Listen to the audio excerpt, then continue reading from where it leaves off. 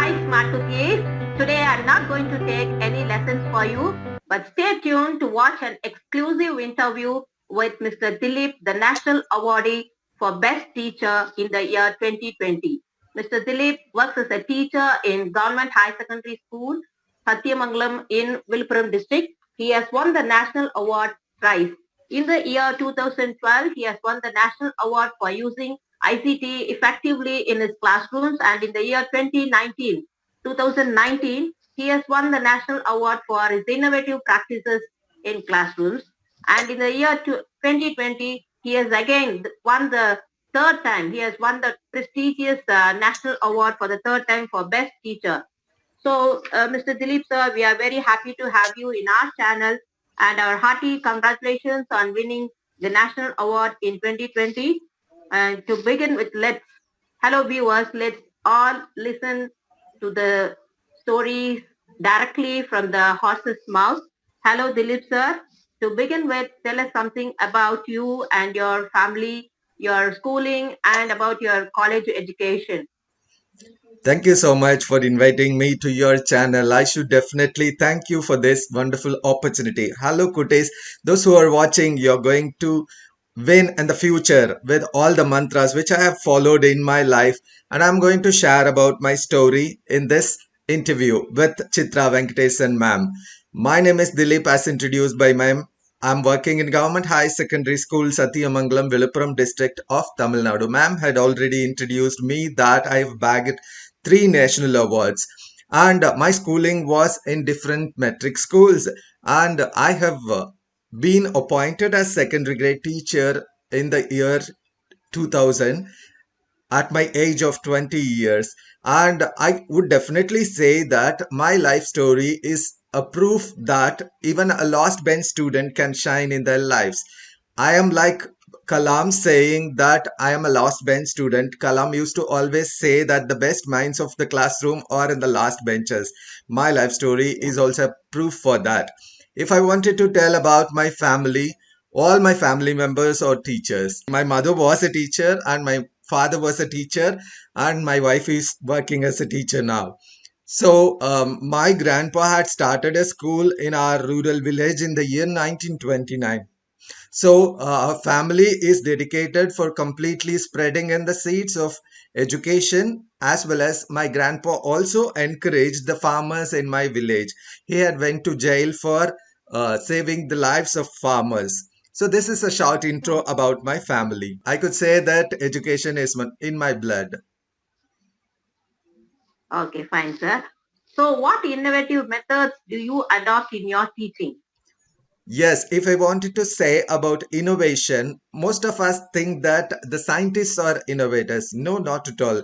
If we adopt any simple idea in any of our products or in any of our teaching methodologies, I would say that that is innovation. And behind most of the innovations, the idea is behind, like whoever have adopted, we can modify that and make use of that. But in my classroom, I always believe in learning happens if the classroom students are happy. So I wanted to make my children always feel happy, so I have made some of the grammar concepts into simple games. Most of the traditional games are extinct nowadays, so I wanted to take that and adopt that into my classroom. Say for example, snake and ladder, it could be a ludo or such games are modified into grammar games. So in this methodology, I have made students to play one traditional game in the playground, another one using technology. So at the end of all these games, there will be a grammar marathon. At the end, if they complete all the levels, they will not know that they are learning. They enjoy playing. At the end, they would learn different concepts. And for the language, as it's a skill, being a language teacher, I wanted to incorporate them into development of language indirectly. Like they should not know that they are learning. Yeah, that's really nice. Without labeling the grammar topics, you are teaching grammar to games. That's really amazing. And it's really a strenuous and splendid effort taken by you. And thank you. And we would also like to practice in our classrooms. And thank you for your guidance. and we would collect all the materials later on from you, and we would get the ideas from you. So thank you so much.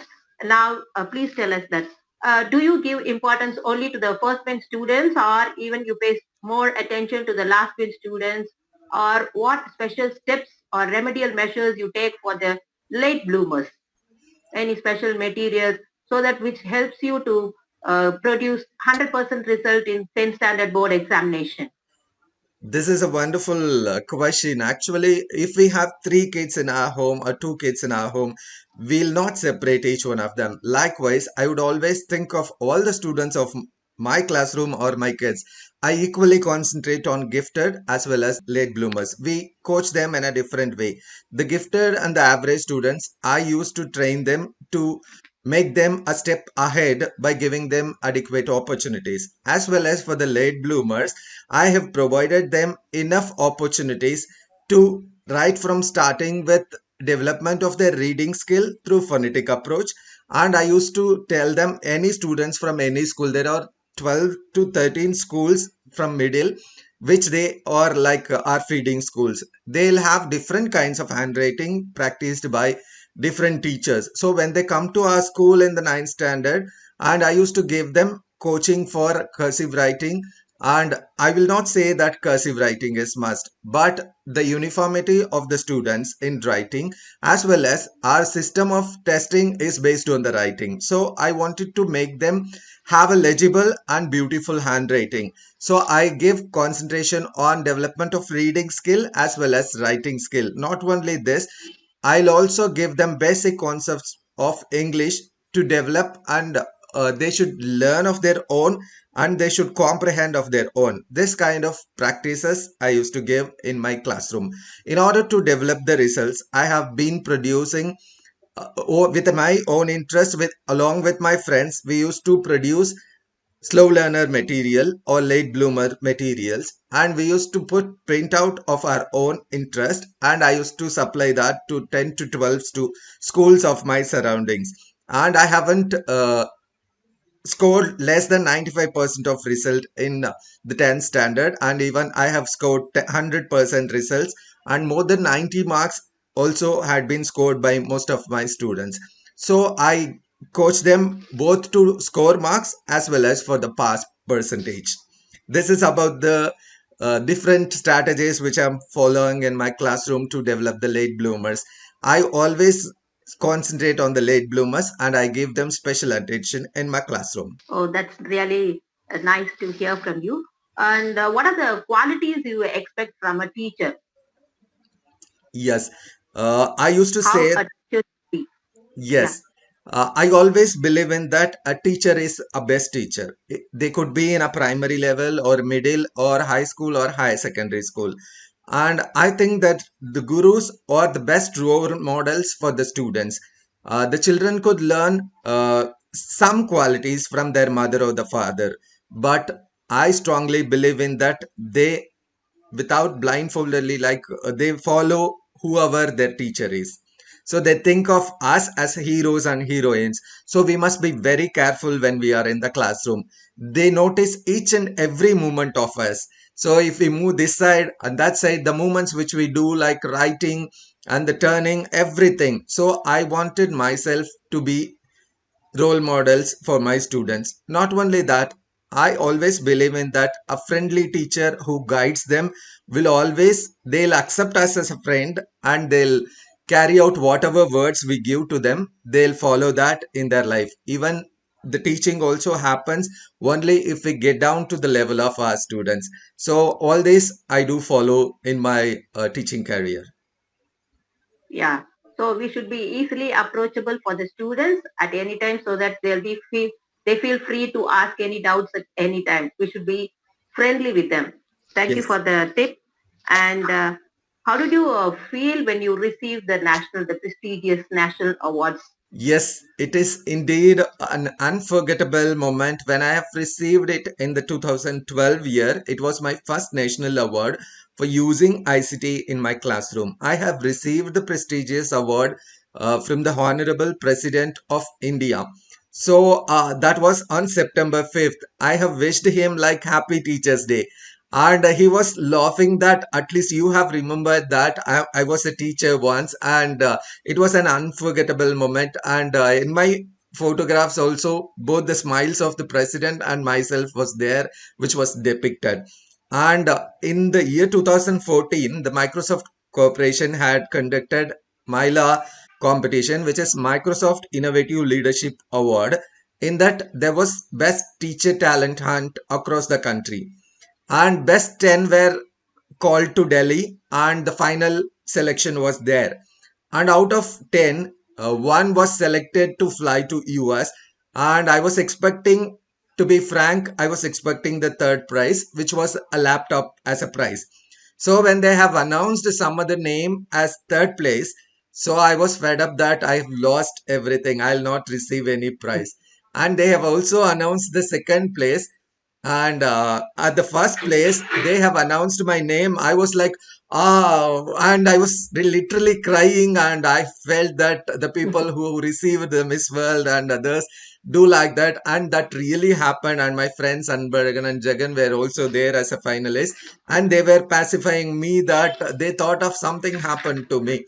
And after that, I've flown to USA, Seattle, and I've met the Satya Nadella, who is the CEO of Microsoft Corporation. And there was again testing for the educators across 114 countries. And this is really unforgettable. And in the year 2019, I was sharing about the gamification, and that was the project which I have carried out in my school for 1 year. And this was showcased, and everyone gave me a big round of applause, and I have received national award for innovative practices, which was given by NCRT. Any teacher can practice, and you can also apply for this award when you are using different innovative strategies. It could be very simple also. Do it for 1 year. There will be a visit by NCRT officials, and you wanted to present that. That's all. And in 2020, two teachers from Tamil Nadu were selected for this best teacher. One from heads of schools, that's Mrs. Saraswati from Ashok Nagar School, and myself. And there was a lot of appreciation from our colleagues, students, parents, and during COVID also many of them came to my home, and they have appreciated me a lot for receiving this best teacher award. All these are my lifetime memories which I wanted to share. Okay, thank you. Never underestimate your talents and efficiency, guys. That is the lesson we learned from his talk now. So continue all your efforts and win laurels in life. And now the next question is about, lately you have participated in TEDx talks.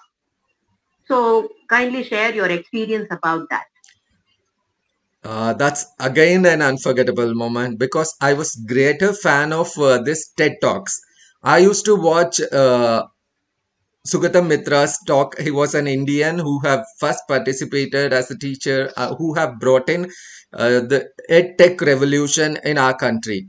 And I am big fan of this TED Talks. I was dreaming about participating in this. After receiving this national award, one fine morning, I have received a call from the organizers of this TED, and they have asked me to send the profile. And when I sent the profile, it was got approved by the TEDx team, and I have given the speech, and madam will also give the links of my channel as well as this TED talk in our description. Do watch that, and I've shared lots of my practices which really will help the teachers to bring in a revolution by adopting the technology into their classroom and different strategies into their classroom. Okay, tell something about the online resources, about your blogs, about your channel.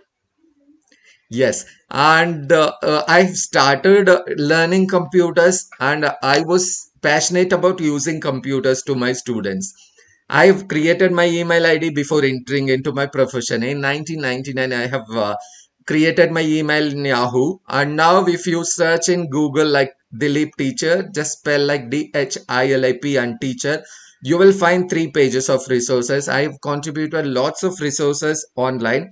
One remarkable one was the pedagogy wheel, which I have worked for Alan Carrington, who is an educationist from Australia. And I have translated his works into Tamil, and you can find that pedagogy wheel in India. When you search for pedagogy wheel Indian subcontinent, you will find my name as well in that. And I have started different blog spots for each subjects. And Dilip Teacher Blogspot is one which has collective efforts of all the blocks, and English corner is there, science, maths, social. There are different blocks for different subjects I have created, and I have also contributed the ppts in different author stream and slideshare websites, and a YouTube channel which is dedicated for English learning, technology updation, and reading skill development and communication skill, that is spoken English. I'm concentrating in this four core skills. You can also find my channel by searching in YouTube like Dilip Teacher, DHILIP and Teacher. And I would also like you to ask that you can subscribe my channel if you want more updates on these areas like technology, spoken English, and reading skills. Thank you for sharing. Guys, make use of these resources given by Mr. Dilip. So you can also subscribe his channel, Dilip Teacher, and you can get more online resources and make use of it. Students and teachers both can get benefited by his resources. Thank you for sharing. And now tell us, what kind of hurdles do you face being a language teacher? Really, for each and every one of them, life is not a bed of roses. Not only for me, those who lead a life wanted to face lots of struggles in their life. But being a language teacher, I have struggled a lot. Which area should we develop? If we wanted to develop a reading skill, then we'll fail in writing skill. If we develop the reading skill, how to make them to read and comprehend, that becomes a biggest challenge. And if both happens, we wanted to make them to open the mouth and say some words in English. That is the biggest challenge. So the language teacher wanted to do multitasks at a time behind completion of the syllabus. So we wanted to develop the core language skills of listening, speaking, reading, and writing in the base. Like within fifth standard, if we also give them the basic vocabulary along with any sort of comprehension, it could be pictorial comprehension, verbal comprehension, anything. So if we attain that within the primary and middle schools, then we can easily develop them. So I was teaching students since first standard. So I come to know that what are the difficulties and challenges students face, because they learn most of the subjects in Tamil and only one language in English. That's there they will not get enough exposure towards listening to English. So it's the prime duty of the teacher, that's English teachers, to provide them adequate exposure to listen to English.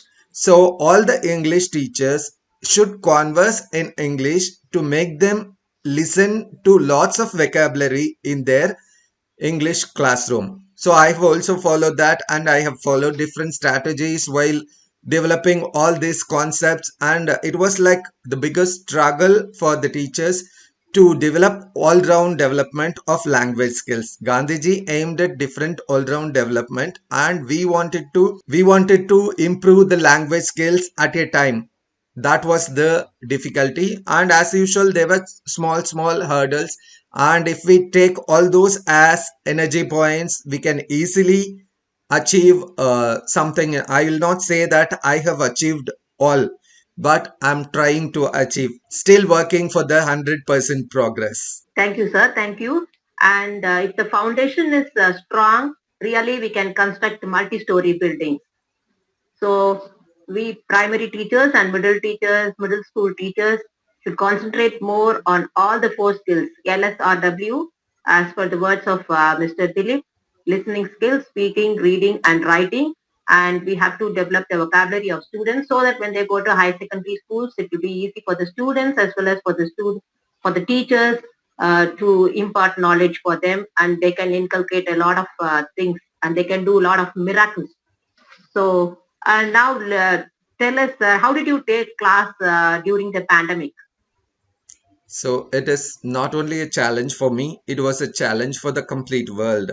So the world was shut down during the COVID, and I could say as I was using the technology before itself, and I have adopted some of the technologies. And even then, our students doesn't have enough technological infrastructure. They have, if we take 40 to 50% of the students possess the smartphones. That too, the smartphones were not in their hands for the complete day. It was the biggest challenge which we had faced. Even then, we have made the students engaging during uh, evening 5. After 5 only, their parents will come back to their homes and they'll give the smartphones to the students. For the higher secondary students and high school students, we have made them into WhatsApp groups. We have shared different materials, and especially during the COVID time, I have updated my YouTube channel with for training the 10th standard students. I have produced different videos for each questions, like question number 1 to all the questions. I have created separate videos, and they could, I know that they could not attend synchronously, so in order to attend the classes asynchronous, whenever they feel they have the facility, they can go to that channel. Especially, I'll share each videos in the WhatsApp group, they'll watch that. After that, we'll also send some evaluation questions which were created in live worksheets or learning apps. This is interactive way of testing them, and they'll get the immediate feedback and the results through that. Not only that, our Tamil Nadu government had already made all our textbooks energized using the QR codes. So these QR codes for the lesson explanation and also for the assessments were really helpful for the students to scan the QR codes and watch the videos as well as attend the test from the textbooks itself. Our Tamil Nadu government had clearly planned and distributed the textbooks to the students, which was the base reading material as well as the learning material for them. Apart from them, teachers also had substituted with lots of digital resources, and we have also trained lot many teachers in attaining technology integration during this pandemic. Many teachers have conducted online webinars to train and empower teachers in using technology. And those who were telling that technology is of no use have learnt that blended learning will be the future of learning during this pandemic. So, what kind of preparations have you made to face your students on November 1st? That is the reopening of our schools Yes, on the day of reopening. yes. Already, as I'm working in high secondary school, we have made and we follow the SOP, that is standard operating policy, which is being given and provided by our Tamil Nadu government. We are running classes for 9 to 12, and only thing is that so we wanted to make arrangements for the coming students of 6 to 8 the places, and sanitizing the places and making the students to sit by following SOP again. Social distancing. Yeah, social distancing, and the parents who come to school must bring their children and take back the children. All that readiness is being done, and the school heads are taking care of that, and the village panchayat is also helping us with the village population who are working, and they are making all the arrangements, and we are ready to invite all our children to our school who were of long gap. They were only attending the online sessions, and now we are happy to meet all the students and we are ready to give them face to face interaction, and they I hope that they'll have lots of fun. Yeah. So, we are very eager to meet the students. So, thank you very much, Mr. Dilip, for sharing your wonderful experiences about teaching. And thank you for spending your precious time with us amidst your busy schedule. And please continue your dedicated service and your hard work, and best wishes for your continued efforts. And hearty congratulations on all your achievements and for winning the national awards. And thank you so much. And guys, make use of the online resources shared by Mr. Dilip. And thank you so much. Words are inadequate to thank you. And this is my first interview. And I feel proud of this interview. And thank you, Dilip sir. Thank you so much. We'll follow all your techniques and methodologies shared by you. And we will contact you in future to develop the standard of education in our schools too. Thank you so much. Thank you for being with us here today. Thank you so much, ma'am. Thank you for giving me this wonderful opportunity. Those who are watching, I wish to thank you also for watching this video. And I also wanted to share that teaching, it's a noblest profession. We are in it not for income, but for the outcome of us students. And we'll continue the service in future as well. And thank you so much once again. And I used to always say that my students, my pride, my school, my pride, my family, my pride, my village, my pride, my taluk, my pride, my district, my pride, my state, my pride, my country, my pride, my globe, my pride. Let us combine together to keep our globe clean and happy. Let's unite together and be happy. Thank you so much for this wonderful opportunity. Thank you. Splendid, splendid. Let us all unitedly work together. Thank you, Dilip sir. Thank you so much.